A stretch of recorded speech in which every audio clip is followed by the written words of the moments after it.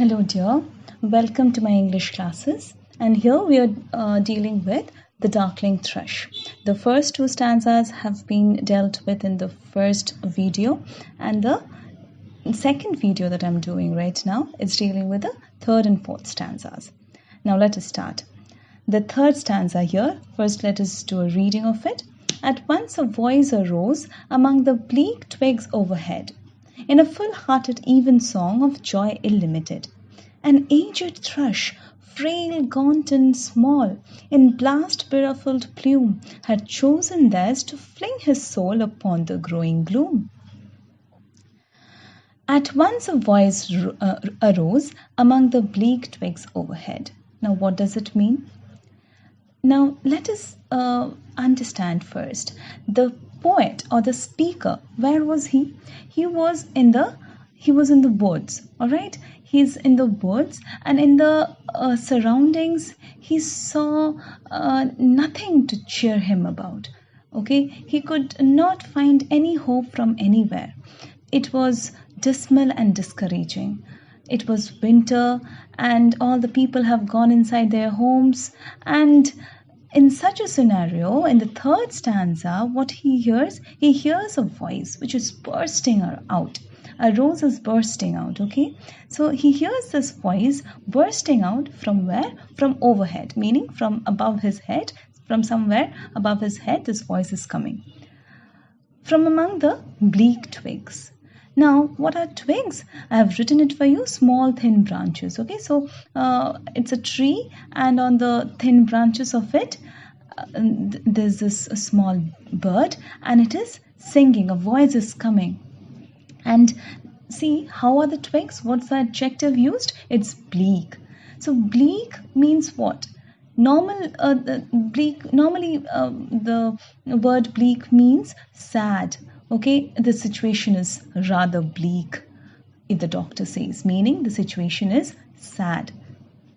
And here, bleak means it is cold and empty, because it's winter, so it's cold, and it's empty because in the winter the trees, they shed their leaves, right? So these twigs are bleak, and also the environment, it is bleak. So that is how one word can be played like that, you see. And what does he hear? In a full-hearted even song of joy illimited. So he hear a song, full-hearted even song. Full-hearted meaning what? Full-hearted means full of enthusiasm, full of energy, and with utmost commitment and sincerity. This is what I've written for you. So he hears that in a full-hearted even song, a bird is singing with full commitment. Even song is a prayer offered to God during evening service. Okay, so it's a Christian reference. It's when the Christians, they go to the church, and in the evening they worship with hymns and with psalms. Okay, they worship, and these are the songs which they sing while worshiping to the God. And this bird is singing. Okay, this bird is singing, and how is he singing? He's singing very joyfully. Okay, this is joy illimited. Illimited meaning unlimited. It's a poetic form and an old form of calling unlimited. Okay, so this song is full of joy, and this is what he heard. And now when he sees up, when he looks up, what does he see? He sees an aged thrush, frail, gaunt and small. So a thrush is a bird. Okay, you have seen the bird in the picture. Okay, so that's a thrush. So thrush is a very small bird. It's not a big and large bird capable of singing very powerfully. Not that. It's a very small bird, and that too, this one is an aged bird. So it's old, and it's frail. It's frail meaning weak and feeble. Gaunt meaning very thin. Generally out of illness, because of illness or hunger, and it is a small bird. So just to note the adjectives used here. So this bird is singing, yet he's singing so powerfully, yet its physical conditions are all so negative, meaning it is aged, it is frail, it is gaunt, and it's small. In blast beruffled plume. So blast beruffled meaning, blast is what's a very strong gust of wind. That's what I've written for you. And beruffled meaning disordered. So it's as if there was this sweep of wind which has disordered its plume. Plume meaning feathers. So you can just try to imagine the condition of the bird. Okay, it's all winter, cold and dry outside, and on a tree among the bleak twigs, this small bird which is aged, he's singing with full enthusiasm, and it's singing with all its efforts put into it. Had chosen thus to fling his soul upon the growing gloom. Now, flinging his soul has a just try to imagine, it's a picture of just as if it's carelessly throwing his soul upon the growing gloom.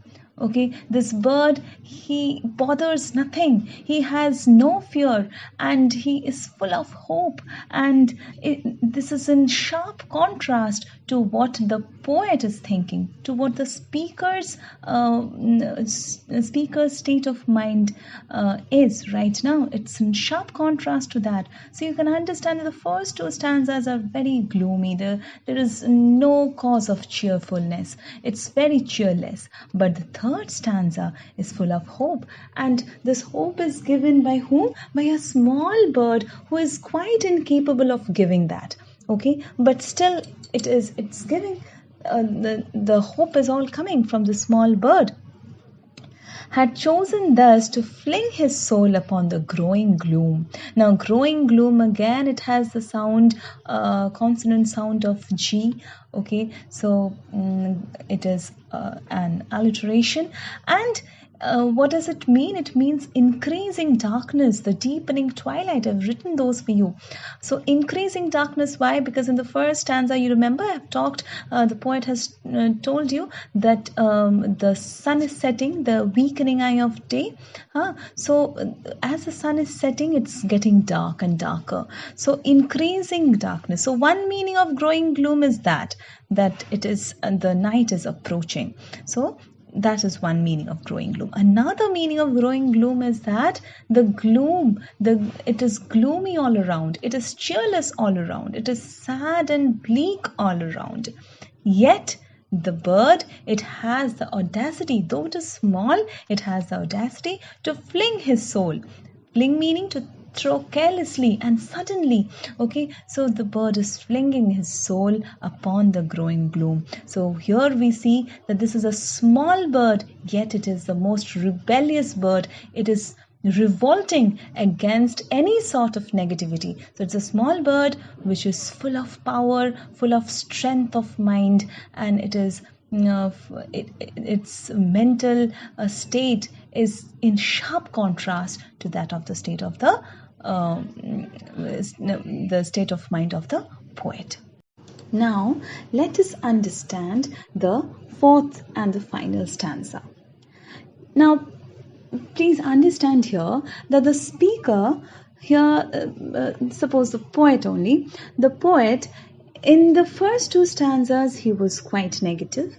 In the third stanza, his emotions swayed from negativity to slight positivity. Why? Because he could hear a song, and the song was with full vigor and fervor, full enthusiasm. And what he saw a small bird singing that song, and this impressed him. Okay, so that is how he felt quite hopeful in the third stanza. Again, in the fourth stanza, his enthusiasm drops, and he comes back to his own old state of negativity. Okay, so little cause for carolings of such ecstatic sound. was written on terrestrial things afar or nigh around, that I could think there trembled through his happy good-night air some blessed hope whereof he knew and I was unaware. So little cause for carolings of such ecstatic sound. So little cause for caroling. So the poet here says that I do not see any reason for singing this happy song. I do not see that why the bird is singing such happy songs. Carolings has a Christian, it is a Christian reference again. Carolings meaning act of singing Christmas carols or just singing happily. So here the bird was singing so happily, and the poet says that I do not understand, I do not have any clue that from where, what is the source of the happiness of this little bird, of such ecstatic sound, ecstatic meaning happy. So I do not understand that from where does this enthusiasm comes, from where does this ecstasy arrive. Was written on terrestrial things afar or nigh around. So he says that there is very little reason to be happy, and very little reasons, very little causes are written on terrestrial things. Terrestrial things meaning earthly things or relating to earth. So all the things all around, the mountains, the clouds, and the land, everywhere, these earthly things that we see all around us, all these are terrestrial things, and these things have nothing written on them from where we can have some kind of happiness we can be happy about. Afar or near around meaning nearby, nigh around meaning nearby, and afar meaning far away. So nowhere is there anything to be happy about. That I could think there trembled through his happy good night air. So his happy good night air meaning his meaning of the thrush. So this thrush, the thrush's happy good night air. So this is night, because now the sun has set. We have come to the fourth stanza. By this time the sun has set. Okay, the sun was setting in the first stanza. By the time we have come to the fourth stanza, the sun has set. And now he says in this happy good night air of the bird. So for the bird, the air all around is happy. And he says that I could think, meaning, okay, he's saying that I can manage to think that there is some kind of a positivity in the air all around, some blessed hope whereof he knew and I was unaware. So he says that there is some blessed hope. Maybe there is some blessed hope, which this bird knows, but I do not know. This thrush, this little thrush, he knows that there is some blessed hope, but I do not know. Maybe there is this kind of a source of happiness of which he knows the address, and I do not know the address. So he says, okay, I could manage to think. Okay, so fine. He is saying that maybe I can try. I can manage to think that there is trembling through, meaning it is pervading. This happiness is pervading all around. In his good night air, meaning this bird's good night air. In this good night air, what is pervading? The happiness is pervading. And in this air, there is some blessed hope. And this happiness is known to him. The source of this happiness is known to him, but not to the poet. So there the poem ends, and from the whole poem you can understand that this poem is about the insecurity of the new century that has come, and the poet he's regretting the going by of the last century, and he is searching for some hope, and he got this hope from this little bird, and at the final lines he just come to terms with this condition that maybe I cannot think of any cheerfulness around, but this bird can. Okay, so he is aware of some address of happiness, but I'm not aware of that address, but maybe it is there. All right, so that's the poem for you, The Darkling Thrush.